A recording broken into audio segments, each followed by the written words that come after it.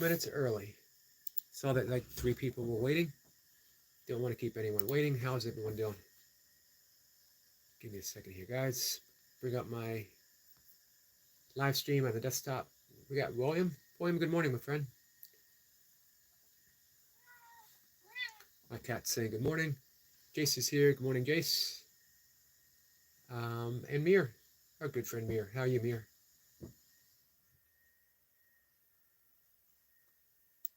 So, today is verse 76 of the Tao Te Ching. That was my desktop. The live stream is now coming up. Put up the desktop, it's easier for me to read. I don't have to squint at the phone as much. I'll still be squinting. Verse 76. I love verse 76. Sometimes the Tao Te Ching tends to get, or tends to appear to be a little political. And it's easy for people to pick a side. Well, this is what the Tao is saying. This is how I interpret the Tao. The Tao isn't really open to interpretation. It is itself. It's just the Tao. The Tao translates to the way things are. We are open to interpretation. We can interpret and reinterpret anything. Doesn't mean it's right or wrong. It means that we're just giving our opinion of something. If we learn to let the Tao lie still, everything makes sense. Let's see, William says, hello, Yogi. So, yesterday, it talked about taxes. Secret here with the Tao, take everything deeper than the surface. Don't allow the interpretation and the reinterpretation and the reinterpretation to have meaning for you without taking it to the next level, without going deeper and deeper and deeper. And then we just allow it. We just live it. We just act upon it, or it acts through us. Mir says, how are you, Sir Yogi? I'm doing pretty good. I'm gonna dive right in. Verse 76. Before I start, this one's a little less, this is why I love this verse. It can't be interpreted as political in any way. Excuse me. A man is born gentle and weak. At his death, he is hard and stiff. All things, including the grass and tree, are soft and pliable in life, dry and brittle in death.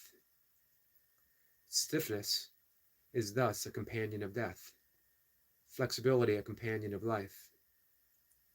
An army that cannot yield will be defeated. A tree that cannot bend will crack in the wind. The hard and stiff will be broken. The soft and supple will prevail. So this is asking us to give a reinterpretation of what we view as strength. We look at the mighty oak and we think of it as the strongest tree, and yet it's the willow that survives. It's the palm tree. There's videos online you can see where palm trees are literally appearing to bend in half. The top is touching the ground and a strong force of wind, and an oak tree would simply snap. Doesn't mean the oak tree isn't strong. It is not as strong, because that's the key to adversity. We're all going to be bent by life's winds. There's always going to be a wind. Something is always going to come and try to unsettle us, disrupt us. Hey, someone's always going to come into a live stream and have something to say that might not be pleasant, what we want to hear, what we would like to hear, especially at 5 o'clock in the morning. Or we're going to find ourselves with financial situations we don't like, political situations we don't like. There's always going to be something. That's the way of what they call in Taoism the 10,000 things, the way of life, the busyness of life. However, if we stand firm and strong in the wind of life's challenges, we're going to break. If we learn to bend, stay supple, flexible. The whole purpose of yoga, a supple body, but more importantly, Optimab is here. Timo, how are you, my friend? More importantly, a supple mind. Can we adapt? Can we move? Can we shift? Doesn't mean we don't take a stance. We know when to take a stance, when to let go, when to hold firm. Be instinctive, intuitive. Somewhere along the line, we forget that we are life. We think that life is something that happens to us. Why is this happening to me? Why am I faced with these difficulties? Why is life so hard, so challenging? Life doesn't happen to us. We are life. We are happening. We find ourselves in the midst of every situation. We are deep, deep participants. So the Tao simply is, and we're part of it. The Tao is life, and we're part of it. Yoga is the means of that realization.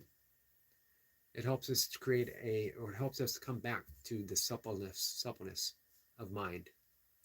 It helps us come back to the suppleness of body. If you examine a newborn baby and you see how bendy they can put their toe in their mouth. They can bend their leg behind their head. They can do all kinds of stuff. Even as toddlers, they bounce into a wall, they get back up, they bounce off the wall again, over and over again. I'm not saying that we allow our babies to bounce off the wall, but man, if I were to fall down like that, and I have fallen down like that, I did last March. I slipped on ice. It's a painful experience. I don't bounce back up the way I used to. Um, However, through the practice of yoga, through the asanas, through breath work, through meditation, our minds and our bodies remain supple. Therefore, we bend in every one of life's breeze. Angelo says, do you believe there should be a third Reich? Reich? Is that the right pronunciation? I do not. That would be ridiculous. Um,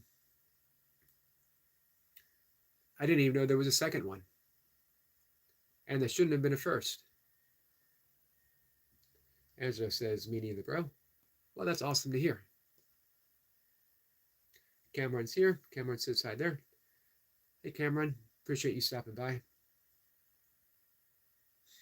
Um, so think of our opinions and our stances and our beliefs, political or otherwise. We're so strong and firm in what we believe this is true, simply because we think it. Because we have it, our opinion must be right. Because someone gave it to us. This is what my parents thought and they taught me. This is what my school thought and they taught me. This is what my religion thought and they taught me. And it isn't so. It's just a thought. Imagine if we entertained the opinion of others. Doesn't mean we have to adopt it. Doesn't mean we have to believe in it. What if we just entertained? I wonder if they're right. I wonder why they think they're right.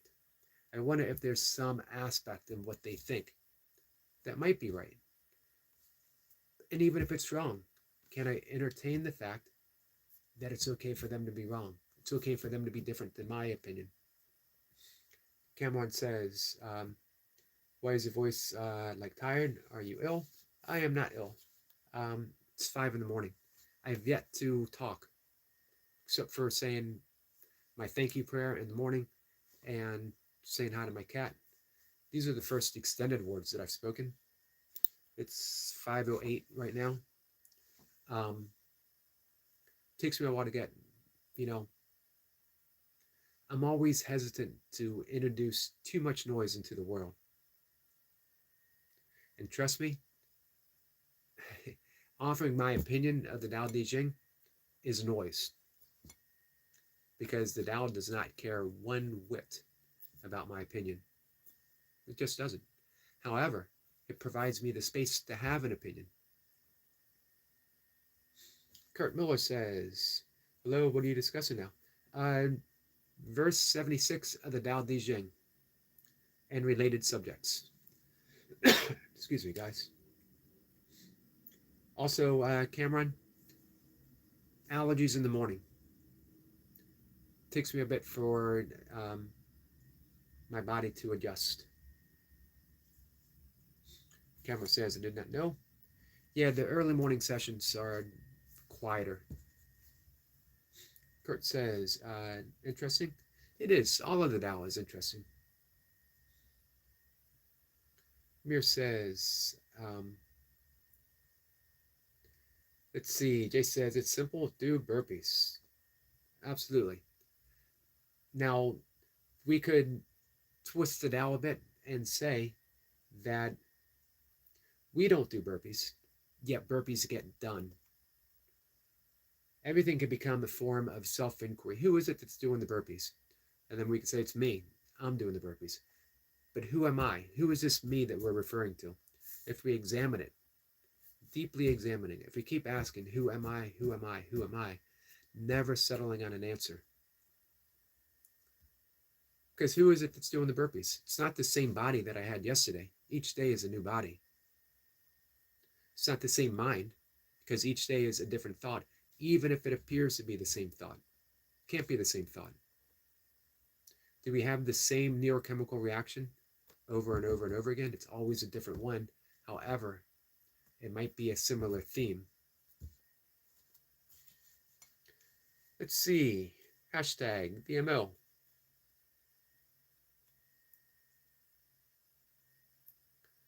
Let's see. Kurt Miller says C.S. Lewis discussed Taoism and abolition of man. You know what? I love C.S. Lewis.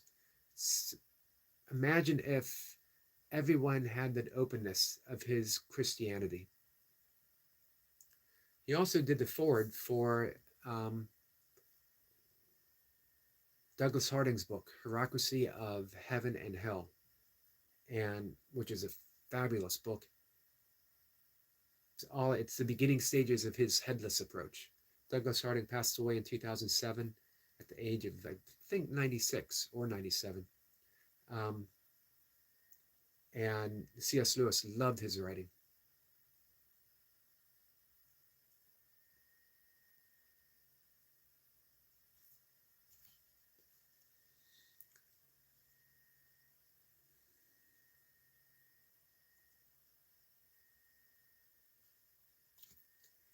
Jay says, same vessel, slightly different location and time.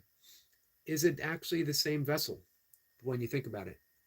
Because you don't have the same cells that you had yesterday.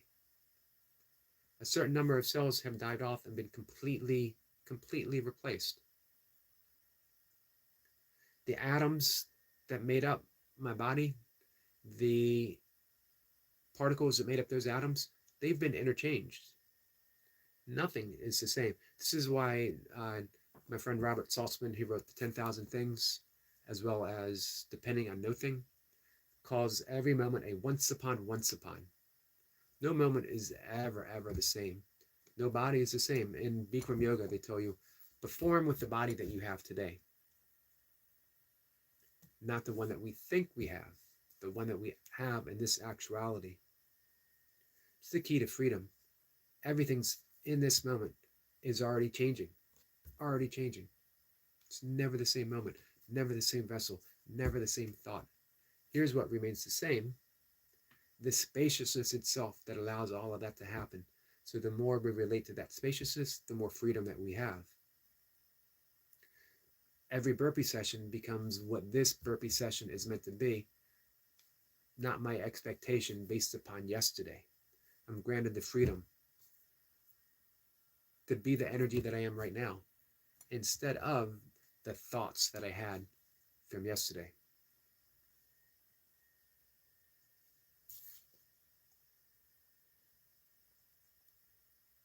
Kurt says, I think he was most concerned about moral relativism. I have limited C.S. Lewis reading. Almost ordered a book a couple weeks ago because it was in a morning live stream as well, that I had a great conversation with someone talking about him, and I did some Googling. I read him a bit as a teenager, early teenager, and in middle school. as I went to a Catholic school and I was looking for more answers than provided. We had religion class, and it was literally called religion, and it had nothing to do with religion. It had everything to do with dogma.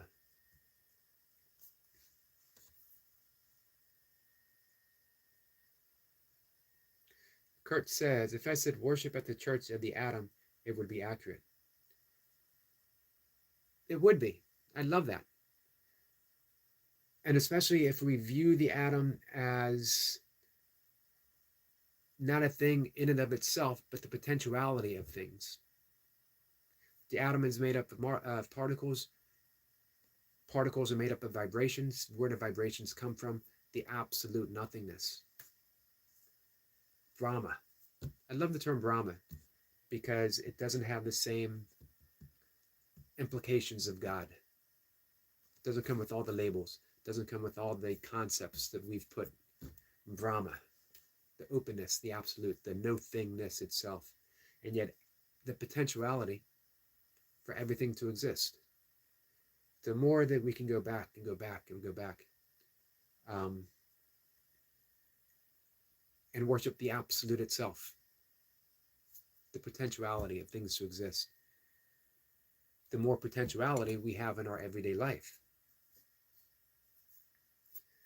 If a vibration can emerge from the no-thingness itself, creating a particle, and a particle can somehow attract other particles and form an atom, and if infinite atoms can form a molecule, and if infinite molecules can form a cell, and from those cells, all of a sudden, we have a body and a mind. Maybe we should say the brain. Let's see, Kurt says, emotion is energy in motion. Exactly. Of course, everything is energy in motion. Even the solidness of a stone is still energy in motion. It's just very slow, vibrating at a very, very, very slow rate. If we could match the vibration of a stone, we would be able to simply put our hand into a stone. Jay says, Kurt, I see that also. Everything has energy. Absolutely. We could simply say energy, because can energy be separate? We have the appearance of separation. Is that appearance true? If we examine it, the difference between a stone and the ground it resides on is just a thought. This is a stone, this is the ground. However, it is all one thing vibrating in different frequencies, creating the illusion, the appearance of things. If somehow our mind could let go of the concept of things, there would just be this. This is in Buddhism, they'll call it the suchness of life.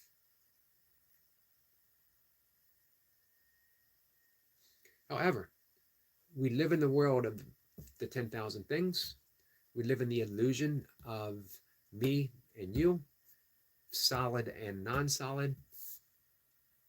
But if we can let go of the fact that illusion is reality and not just an appearance of reality, everything becomes easier.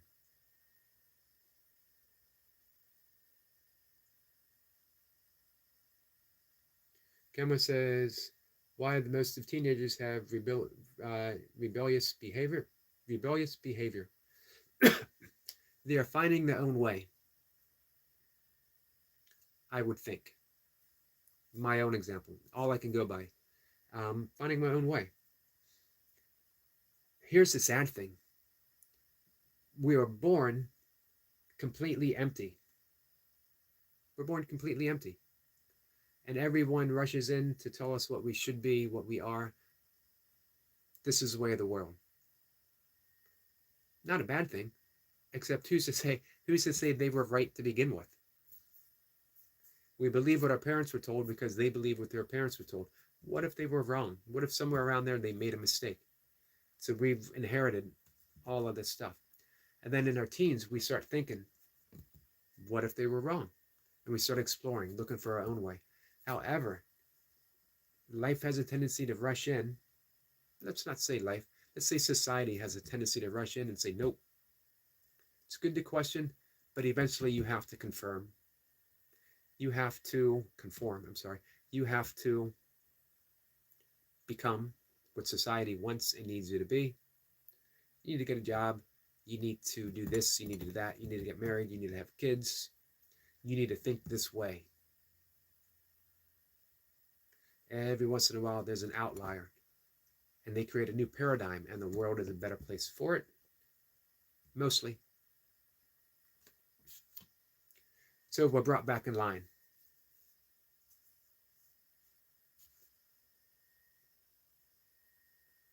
Kurt says, that strikes at the heart of controlling the ego. Nice. We're story-making animals. Absolutely, we are. Which is incredible, because we get to create any story that we want. However, the problem is when we believe our every story,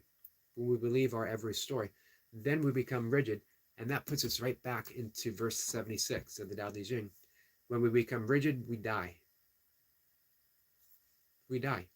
We we die even when we're alive, because now we don't have possibilities. When we become rigid, we die to the possibility of what other people present us, the possibilities of what life can be, the possibilities of creating and recreating and recreating and recreating ourselves. We're stuck. I am this, and I will always be this. This is what I believe, and I'll always believe this. Kurt says, their stories form our identities. Kurt says, finding identity is so important to grounding ourselves in the world, but only for a certain point. Because again, no identity is true. None. Because if we keep looking, we all come back to absolute emptiness. So if it's absolute emptiness, how can it have a story? Even the story of absolute emptiness is a story. So stories are important for grounding ourselves in the world. However, if we're grounded in the world, now we're stuck. We have this story. We always have to live up to it. And we no longer believe that it's a story. We think it's fact. Every story is fiction. Same with science. If we always believe just the story of science, we're stuck. Science is stuck. It's unable to reinvent itself. What if we left off with the story of classical physics? What if we just stopped there? We wouldn't have quantum physics. What if quantum physics stops there? Always got to be able to let go of the story and see what presents itself. Kurt says, beliefs versus facts. Yeah, I wonder if we took out the verses. Beliefs, facts, just appearances. Beliefs and facts are just an appearance. What is a fact other than a belief that we've come to accept? Is quantum physics a fact? Or is it this surface? Have we gotten so far down that we've got to this surface, and yet there's infinite other sources, there's infinite other stories below that one that we just haven't arrived to yet? Let's see, have you read Buddha's Brain? I have Buddha's Brain on a shelf behind me, and I sort of use it as a reference book.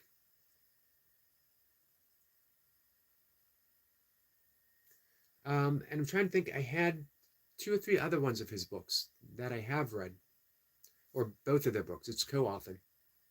Excellent book. Jay says, oh, the science search. I love this. Science is a wonderful thing, but it's only a description of a more wonderful thing. And if science becomes rigid, it dies. We're always going to be prepared to have another story replace the story that we have now. From science, from math, from life itself. What if we only had the story of ourselves as a teenager? What if we only had a story? What if I only had the story of me as a drinker? Then when I had that magical experience of being able to step into another world as a non-drinker, I'd say, nope, sorry guys, here's my story. I'm a drinker.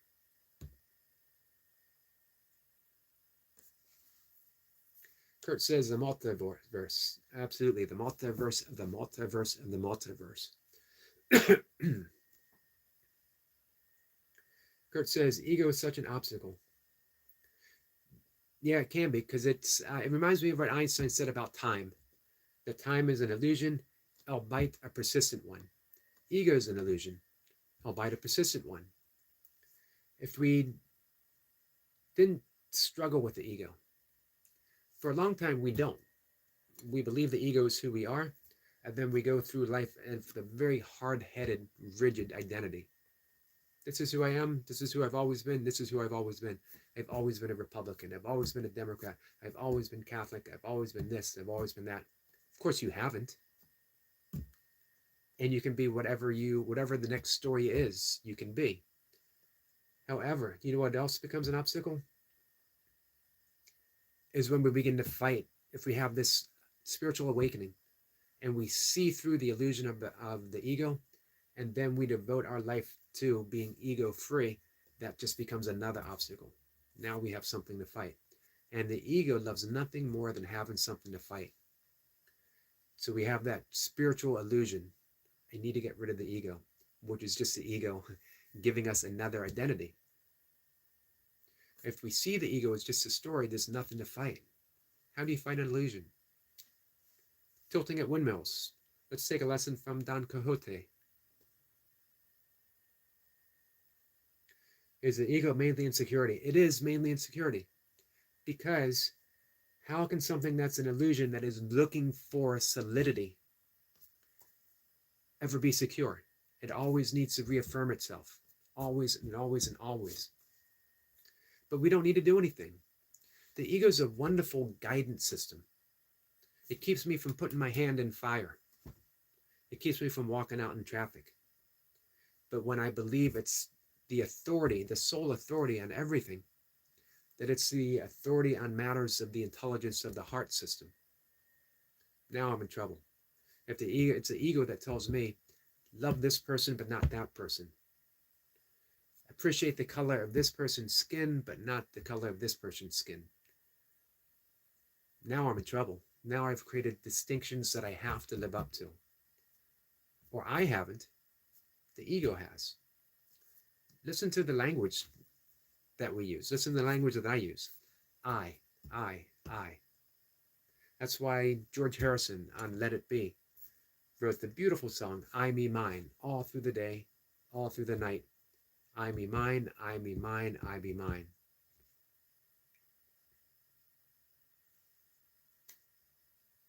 I find myself shrugging in these conversations.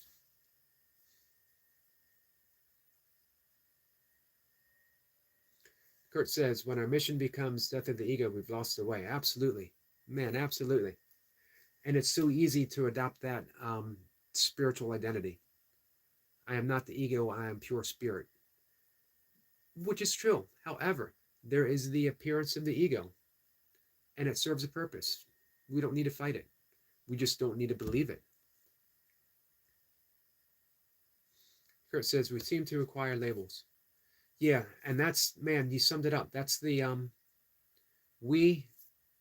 that's such a perfect sentence. We, which is an illusion. Seem, we believe it's a requirement. And label.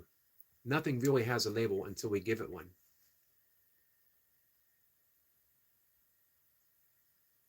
And it's not that labels are good. This is why Shakespeare said, nothing be good nor bad, lest thinking makes it so. Or if our friend Squirrel Sniper was here, he would say, maybe Sir Francis Bacon said that. Because there's a school of thought that maybe Sir Francis Bacon actually wrote the majority of Shakespeare's plays. I don't know if I believe that or not. Others think Ben Jonson might have.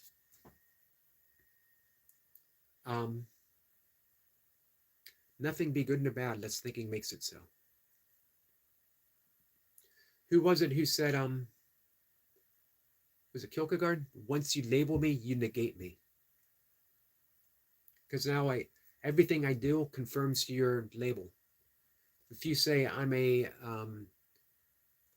mean spirited, selfish person, no matter what I do, I'm going to confirm to that ego in your thoughts. There's Eric being Eric again. He's such a dick. There's Eric doing this. There's Eric doing that. Once you label me, you negate me. And it's hard to break out of that label. Once I label something myself, I negate it. Once I see a sparrow, I miss the magic of the birdness, of the essence, of the freedom and beauty of a magically winged creature that soars through the air. Now I just see a sparrow. If I go out to do my nature filming and I see a robin and I go, it's just a robin, I'd rather see something more unique. Is there anything more unique than a robin? Nope. Everything is its own uniqueness. Self-serving bias. Absolutely. You summed it up again, Kurt. Kurt says, amazing discussion. Thank you. Thank you for being part of it. And thank you for, things like that. It gets the mind expanding. Do you know what I mean? Absolutely. Absolutely love the conversation. Kurt says, freedom is the key word. Freedom, acceptance of the totality. And that's what I keep coming back to all the time. People say, do you want this? Do you want that? Do you want whatever? And it all comes back to me is I just want freedom. I don't want to be stuck. I don't want to be stuck in my own mindset, including my mindset of what reality is, my own mindset of what enlightenment is, my own mindset of what freedom is. If I have a concept of freedom, I'm not free. I only have a concept of freedom. This is why we go back to the beginning of the Tao Te Ching. The Tao that can be told is not the true Tao. This is why A Course in Miracles says words, and a word is nothing more than a thought. Words are but symbols twice removed. A symbol of a symbol. A word is a symbol of a thought, and a thought is a symbol of this. All I can do is shrug and put my hands up in the air. Life, love, essence, presence. Kurt says, right, the concepts shackle the mind. And they do, and yet the mind keeps creating concepts. And as Kurt said, we don't need to get rid of them. We just realize it's just a concept. It's just a concept. If you present concepts to me, I don't need to argue with you. I can just smile and love the fact that you and I are, that's the whole essence of Namaste. The emptiness, the divine light, the divinity within me salutes and appreciates the emptiness, the divine light, the divinity within you. And we're all creating concepts and we're trading them back and forth. And it's all good. You don't need to believe my concepts. I don't need to believe your concepts. We're as Kurt said, we're story-making machines. But we're more. We're not the stories. We're the awareness that allows the story to take place. And I absolutely love that for you. Which means sometimes I don't like your story. I don't need to. That's the key to forgiveness. Forgive the story and love the story maker. I love the emptiness that allows the stories to be. That's forgiveness. If we keep going to the effect, and we never go to the cause, how do we forgive? You can't keep forgiving effects. You only go to the cause. Let's see. Anna Greek says, how long is the fasting period of a man to become a yogi or a Brahmin? That's a good question. I'll be honest with you. I don't know. I also don't think you become a yogi. I think that we are all yogis, that we are all in process of remembering our union. Remember, yoga means union. We're never separated. So yoga is the process of remembering the non-separation. I don't know if we need to fast to realize that. I'm not saying fasting can't lead to that realization, but so can burpees. So can meditation. So can taking a walk in nature, which I'm about to do in 1 minute.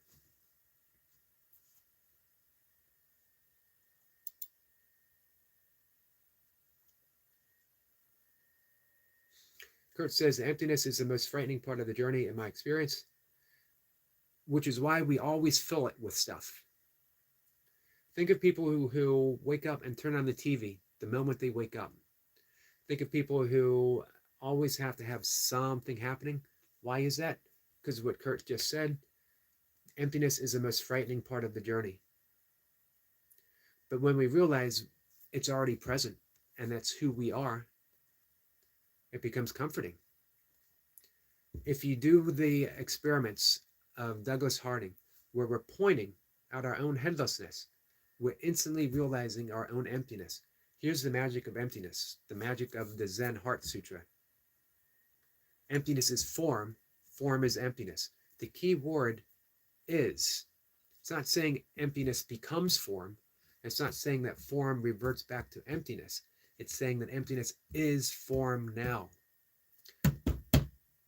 The desk that appears to be solid, that I'm pounding on, gently pounding on, is emptiness